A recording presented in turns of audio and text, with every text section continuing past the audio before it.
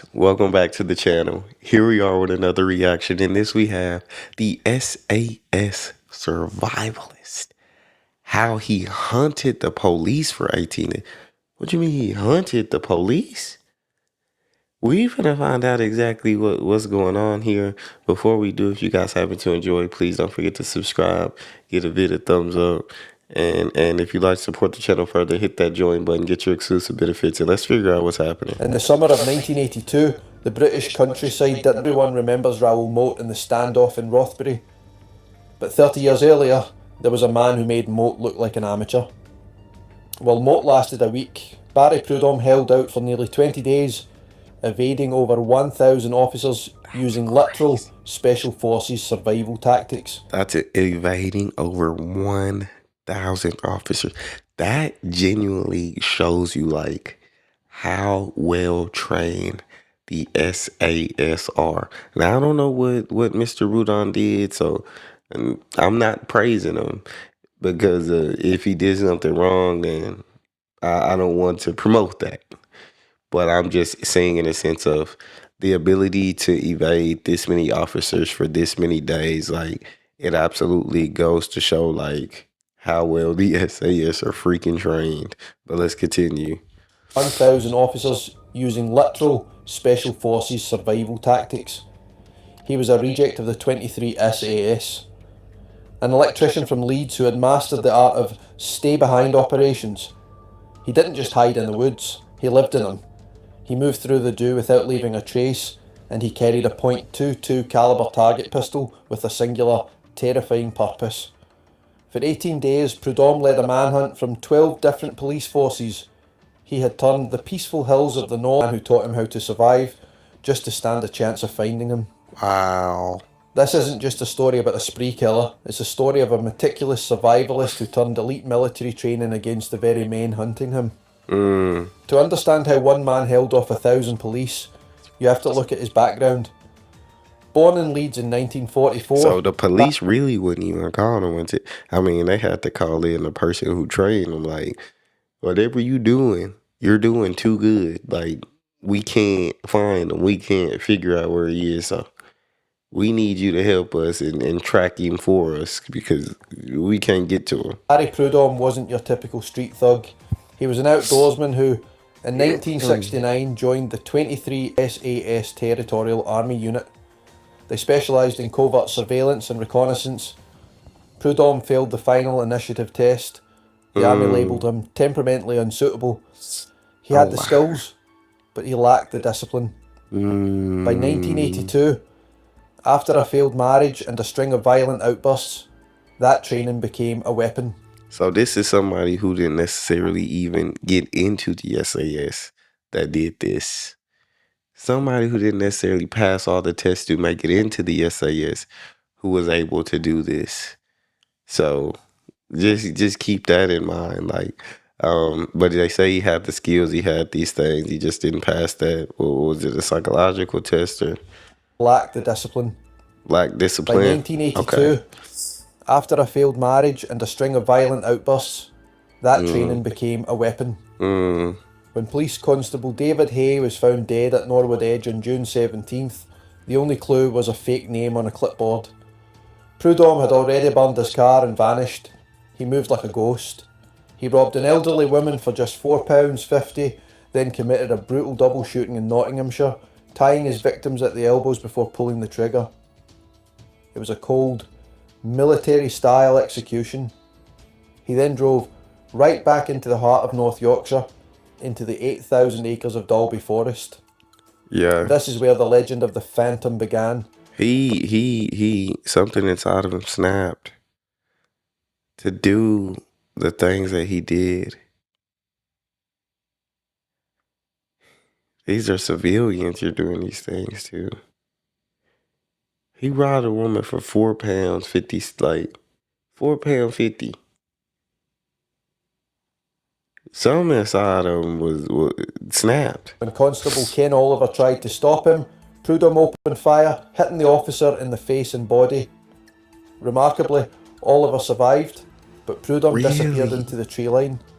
Police raided Prudom's house and found his Bible, a manual titled No Need to Die by Eddie McGee. This book detailed how to find water, build hidden shelters, and mask your scent from dogs. 600 officers, including 100 snipers, surrounded the forest. They had helicopters and heat-seeking technology, but Prudom was underneath them. He used survival holes to let the police walk right over his head. The North Yorkshire police realised they were outclassed. They called in the man who wrote the manual, Jungle, Eddie McGee. It became a psychological war between the teacher and the pupil. Prudom began setting false trails, walking backward, circling his own tracks, and moving through water to kill his scent. By July 3rd, Prudom was exhausted. He was starving, his clothes were rotting, and the cordon was tightening. He headed for a house in the village of Malton.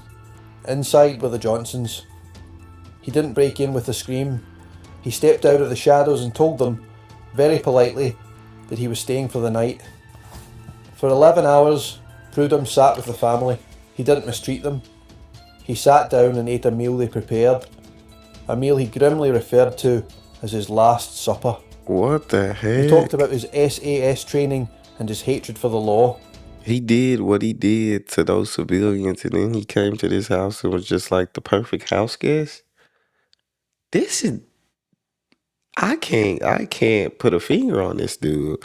But for him to read that survivalist book and with his training in the SAS and knowing exactly how to move around without being detected, but said at a certain point you start to become exhausted. That life on the run, I'm sure, not only the physical fatigue of being hungry, being tired, just being physically drained, but that mental fatigue of, I'm sure, like always looking over your shoulder, always trying to figure out how to retract steps or circle around steps or create false trails and just always worrying about, like, is this the day they get me? Like, are they coming today? I'm sure that just absolutely just drains you as well. Brian Johnson later recalled that Prudom even started calling the father of the house Dad. It was a bizarre domestic scene in the middle of a national manhunt. At 3 in the morning, Prudom tied the Johnsons up, but he left them enough slack to free themselves eventually. He even left them a gift, his US Army paratroopers ring. He knew the police were listening to the radio. He knew McGee was on his heels. So, he set one final trap. He laid a heavy trail leading out toward the countryside, then doubled back on his own tracks and crawled into a makeshift bunker he'd built near the Malton Tennis Club. He was feet away from where the police were coordinating their search. He was hiding in plain sight. 2 hours later, the Johnsons were free. The largest arsenal ever issued to British police descended on the neighbourhood, but the trail was cold. This is where Eddie McGee proved his mastery. While hundreds of officers looked for footprints, McGee looked at the grass. He noticed a slight disturbance in the dew near the tennis club, a patch of green that looked just a shade different than the rest. As the police opened fire on the thicket where Prudom was hiding, it wasn't just a capture, it was a small-scale war in a residential neighbourhood. When the smoke cleared, the hunt was over. But it wasn't a police bullet that ended Barry Prudom's life. Realising there was no escape, the man who had terrorised northern England for 18 days turned his own Beretta Point .22 pistol on himself. He was found with the weapon still in his hand, ending one of the largest and most expensive manhunts in British history. The Phantom was gone, leaving behind a trail of grief and a permanent scar on the quiet communities of Yorkshire. The Prudom case changed British policing forever, leading to the modernisation of armed response units and how we track fugitives today. But for those who lived through those 18 days of summer in 1982, the name Barry Prudom remains a dark chapter that will never truly be forgotten. The UK's most intense manhunts. Make sure to hit that like button and subscribe to the channel. I cover the cases that changed history, the dark, the cold and the forgotten. Your support helps me keep digging into these archives to bring these stories to light. What do you think of the Barry Prudom case? Was the police response handled correctly, or was the reliance on a civilian tracker like Eddie McGee a sign of the times? Let me know your thoughts in the comments below. Thanks for watching, and I'll see you in the next investigation. I think the police just did everything that they could.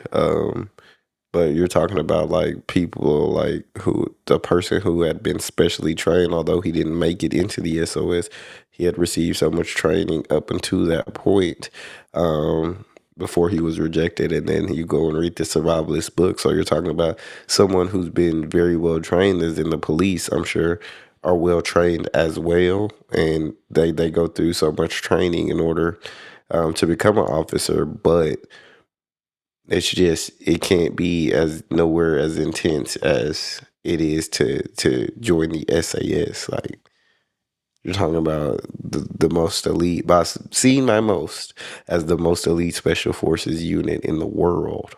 And so, to me, that's not a knock to the British police. That's just